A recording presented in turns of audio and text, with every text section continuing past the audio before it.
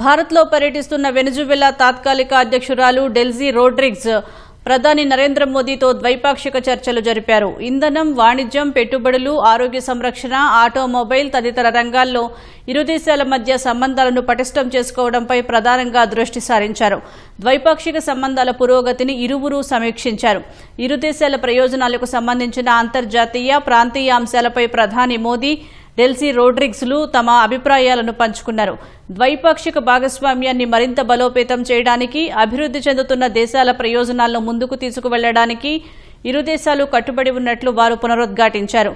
Venezuela తాత్కాలిక అధ్యక్షురాలు Delcy Rodrigues భారత పర్యటన ఇరు దేశాల మధ్య సంబంధాలను మరింత బలోపేతం చేస్తుందని విదేశాంగ శాఖ అధికార ప్రతినిధి రణధీర్ జైస్వాల్ తెలిపారు.